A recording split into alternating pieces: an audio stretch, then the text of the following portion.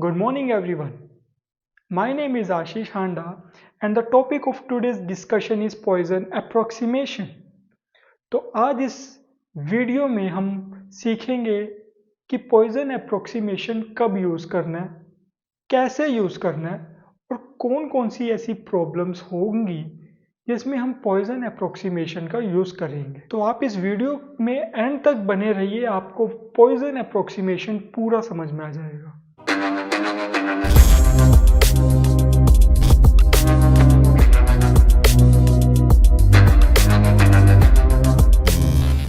Poison approximation को समझने से पहले हम देखते हैं ब्रीफ में कि बाइनोमियल अप्रोक्सीमेशन क्या है, या फिर हम कहें बाइनोमियल डिस्ट्रीब्यूशन कब यूज़ करते हैं।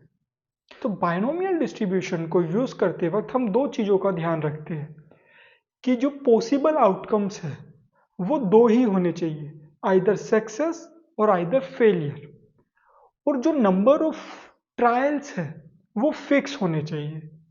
तो बाइनोमियल डिस्ट्रीब्यूशन अगर हमें यूज़ करना है तो हमें सबसे पहले क्वेश्चन में देखना है कि क्या ये दो चीज़ें गिवन है। अगर नहीं गिवन तो हम पॉइजन डिस्ट्रीब्यूशन पे जाएंगे। लेकिन कुछ केसेस ऐसे होते हैं जहाँ पे ये दोनों चीज़ें गिवन होती है, लेकिन हम फिर भी पॉइजन अप्रोक्सीमेशन को वहाँ पे यूज़ करते हैं। तो वो कौन सी केस है वो आज हम इस वीडियो में सीखने वाले हैं, और जो प्रॉब्लम हम सॉल्व करेंगे वो भी उसी कंडीशन से रिलेटेड है। तो हमें एक चीज़ ध्यान में रखनी है हमेशा कि बाइनोमियल डिस्ट्रीब्यूशन में दो पैरामीटर्स अननोन होते हैं, पहला नंबर ऑफ ट्रायल्स और दूसरा प्रोबेबिलिटी। लेकिन पॉइजन डिस्ट्रीब्यूशन में सिर्फ एक ही अननोन होता है जिसका नाम है लैम्डा। लैम्डा यहाँ पे हम बोल रहे हैं एवरेज रेट ऑफ आउटकम्स कि एक गिवन टाइम फ्रेम के अंदर कितने possible number of trials possible है। तो अब हम शुरू करते हैं अपनी कंडीशन से। कंडीशन है n number of possible outcomes. अगर इसकी वैल्यू बहुत ज़्यादा है और p प्रोबेबिलिटी ऑफ सक्सेस अगर इसकी वैल्यू बहुत कम है, तो उस केस में बाइनोमियल की जगह हम पॉइजन डिस्ट्रीब्यूशन का यूज़ करेंगे। तो अब हमारा स्टेप नंबर 1, जिसमें हम देखेंगे कि इस प्रॉब्लम में बाइनोमियल डिस्ट्रीब्यूशन लगेगा या फिर पॉइजन डिस्ट्रीब्यूशन। तो देखते हैं। क्वेश्चन है कि देयर आर 2000 जेनिंग मिल्स।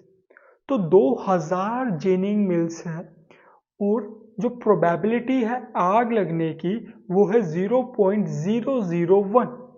तो इस केस में जो हमारी वैल्यू है n की, n क्या है, नंबर ऑफ टोटल ट्रायल्स, वो है 2000। तो n इज इक्वल्स टू 2000।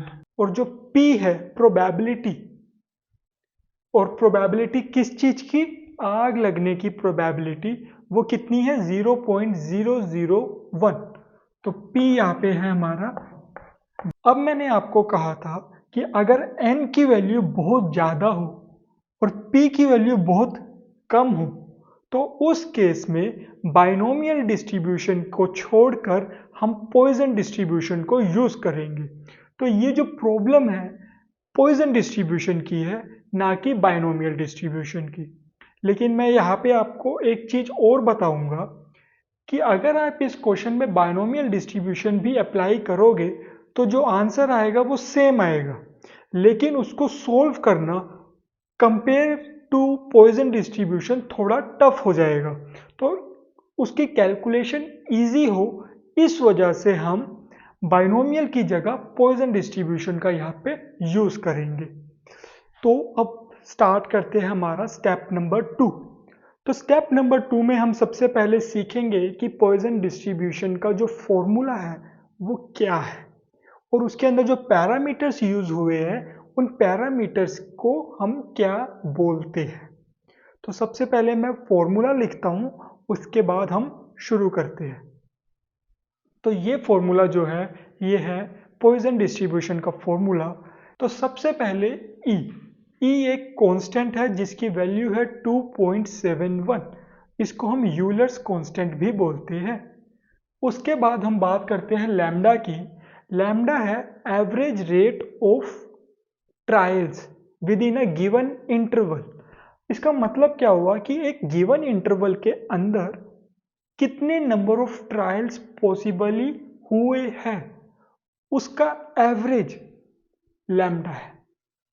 तो अगर मैं कहूं कि शुरुआत के 10 मिनट में मुझे 10 कॉल आए, फिर अगले 10 मिनट में मुझे 15 कॉल आए, उसके अगले 10 मिनट में मुझे 5 कॉल्स आए, तो इनका अगर मैं एवरेज ले लूँगा तो मेरे पास एक वैल्यू आएगी।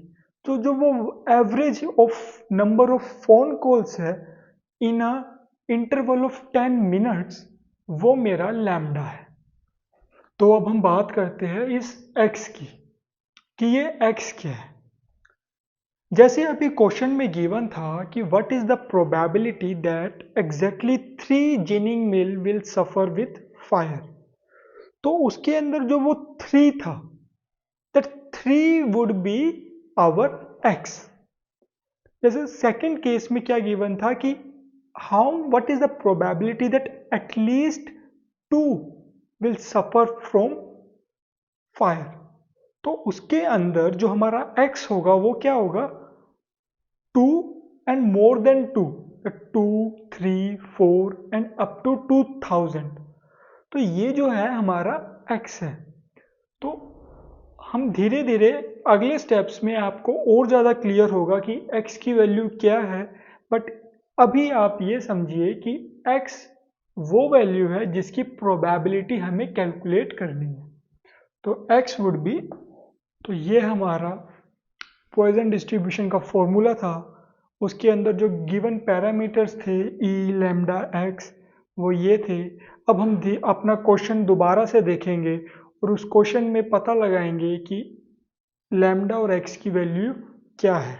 तो अब हम स्टार्ट करते हैं अपनी प्रॉब्लम से, और प्रॉब्लम के 2 पार्ट है, लेकिन मैंने सबसे पहले एक ही लिखा है, और वो क्या है कि हमें प्रोबेबिलिटी निकालनी है exactly 3 mills will suffer with fire.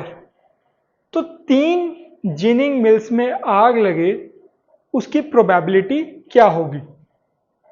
तो सबसे पहले हमने बात की कि इसमें पॉइजन डिस्ट्रीब्यूशन लगेगा या बाइनोमियल डिस्ट्रीब्यूशन। तो मैंने आपको कहा इसमें पॉइजन डिस्ट्रीब्यूशन हम लगाएंगे, क्योंकि बाइनोमियल लगाने से जो कैलकुलेशंस है वो थोड़ी सी डिफिकल्ट हो जाएगी। तो by the help of Poisson approximations we can conclude the answer. लेकिन हम इसमें बाइनोमियल भी लगा सकते हैं। अब हम ये पता कैसे लगाएंगे कि n की वैल्यू कितनी हो जाए या p की वैल्यू कितनी हो जाए कि हम वहां पे पॉइजन अप्लाई कर सके। तो उसके लिए प्रैक्टिकली एक चीज याद रखना कि अगर np multiplication of n and p, अगर इसकी वैल्यू 5 से कम है, 5 से कम है, तो हम वहां पे पॉइजन डिस्ट्रीब्यूशन लगा सकते हैं। और जो ये np है, उस केस में जब हम जहां पे बाइनोमियल भी लग सकता है और पॉइजन भी लग सकता है और np की वैल्यू वहां पे लेस देन 5 है, वहां पे ये np अप्रोक्सीमेटली इक्वल हो जाएगा किसके, लैम्डा के। तो मैं क्या बोल रहा हूं आपको, ऐसा केस जहां पे हम बाइनोमियल भी लगा सकते हैं और पॉइजन भी, जैसा ये केस है, इसके अंदर n की वैल्यू बहुत ज्यादा थी, p की वैल्यू बहुत कम थी, तो हमने ये डिसाइड किया कि इसमें पॉइजन लगाएंगे। लेकिन अब मैंने क्या कहा आपको कि पॉइजन लगाने की लिमिट क्या है, n की वैल्यू कितनी हो जाए और p की वैल्यू कितनी हो जाए कि हम वहां पे पॉइजन अप्लाई कर सकते हैं। तो हमें प्रोडक्ट निकालना है किसका, np का। हम np निकालेंगे, अगर np 5 से कम आएगा तो हम वहां पे पॉइजन डिस्ट्रीब्यूशन अप्लाई करेंगे। दूसरी बात, अगर np की वैल्यू 5 से कम आ रही है, हम वहां पे पॉइजन डिस्ट्रीब्यूशन अप्लाई कर रहे हैं, तो जो लैम्डा है, जो पॉइजन डिस्ट्रीब्यूशन में एक पैरामीटर होता है, वो लैम्डा किसके इक्वल हो जाएगा, np के इक्वल हो जाएगा।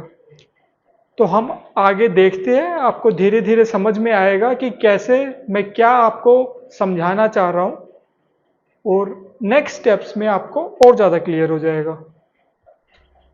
तो अब हमारे इस केस में n की वैल्यू क्या है 2000 और p की वैल्यू क्या है 0.001। जब मैं np की वैल्यू निकालूंगा तो वो क्या आएगी 2, और np ही किसके इक्वल मैं बोल रहा हूं, लैम्डा के इक्वल। तो हमारी यहां से हमें लैम्डा की वैल्यू मिल गई कि लैम्डा होगा 2 के इक्वल। तो अब हमारे पास जो सिचुएशन है कि हमें प्रोबेबिलिटी फाइंड आउट करनी है that exactly 3 mills will suffer a fire. तो हमारे इस केस के अंदर जो x है, जो मैंने अभी आपको थोड़ी देर पहले बताया कि जो यहाँ पे हमारे पास दो पैरामीटर्स होंगे, एक होगा लैम्डा, लैम्डा की वैल्यू हमने जस्ट अभी पहले निकाली जो आई 2, और जो हमारा दूसरा पैरामीटर है x। तो x की वैल्यू हमें पता चलेगी by the help of our question, और इस क्वेश्चन में जो गिवन है एग्जैक्टली 3।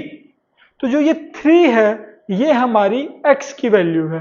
x मैंने क्या कहा था आपको कि वो वैल्यू जिसकी प्रोबेबिलिटी निकालनी है हमें, तो हमें प्रोबेबिलिटी निकालनी है कि exactly 3 mills will suffer a fire.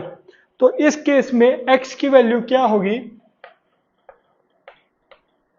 3, और लैम्डा की वैल्यू क्या आई थी 2।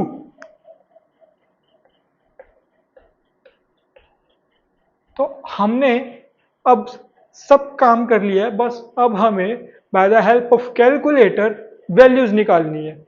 और वैल्यू किसकी निकालनी है, पॉइसन डिस्ट्रीब्यूशन का फॉर्मूला है, इसके अंदर हमें वैल्यूज को पुट करना है और उसका सॉल्यूशन निकालना है। इसको सोल्व करके हमारे पास आया 0.180। तो इसका मतलब क्या है, सबसे इंपॉर्टेंट चीज तो यही है कि इस 0.180 का मतलब क्या है।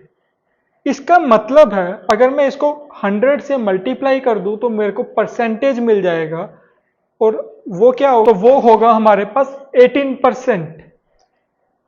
तो 18% का मतलब क्या है, 18% का मतलब है कि हमारे पास 18% चांसेस है, या मैं कहूं 0.18 प्रोबेबिलिटी है कि exactly 3 mills will suffer a fire, कि 3 मिल्स में एग्जैक्टली 3 मिल्स में आग लगने की जो प्रोबेबिलिटी है, जो संभावना है, जो चांसेस है वो 0.18 है, या मैं कहूं 18% है।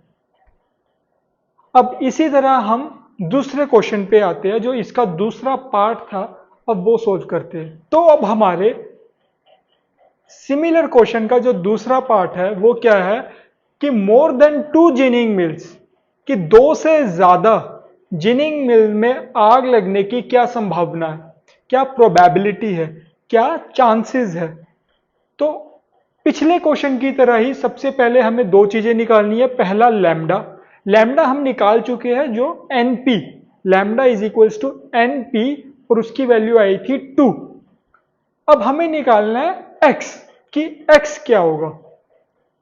अब x इस केस में देख के बताना होगा हमें कि x की वैल्यू क्या है। x की वैल्यू, x मैंने आपको बताया था कि x का मतलब है कि वो वैल्यू जिसकी प्रोबेबिलिटी निकालनी है। तो इस केस में हमसे पूछा है कि मोर than 2 ginning mills will suffer a fire. तो इस केस में x की वैल्यू क्या होगी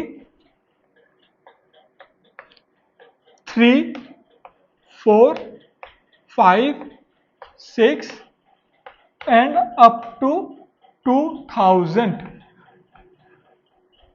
ये बोल रहे हैं कि 2 से ज्यादा जिनिंग मिल्स में आग लगने की क्या संभावना है। तो 2 से ज्यादा मतलब या तो 3 हो सकते हैं, या 4 हो सकते हैं, या 5 हो सकते हैं। तो ऐसे 2000 तक हो सकते हैं। तो हमें एक एक करके पहले 3 की निकालनी होगी, फिर 4 की, फिर 5 की, फिर 6 की, और उसको ऐड करना होगा, सम करना होगा उसका, और फिर जो सम करके आंसर आएगा वो हमारी प्रोबेबिलिटी होगी मोर than 2 ginning mill will suffer a fire. लेकिन ये एक बहुत टीडियस वर्क है कि एक एक की करके मैं निकालूं। तो यहां पे मुझे एक चीज पता है कि probability is lie between 0 to 1। किसी भी चीज की जो संभावनाएं है वो या तो 0% हो सकती है या 100%। तो जो प्रोबेबिलिटी है वो या तो 0 होगी या 1 होगी। तो अब इस केस में भी अगर मैं 0 से लेके 2000 तक सबको ऐड करता तो उसकी प्रोबेबिलिटी आती है हमारे पास 1। लेकिन हमें तो सिर्फ इतनी वैल्यूज को ऐड करना है। मैं क्या बोल रहा हूं आप थोड़ा सोचिए, एज्यूम कीजिए और देखिए।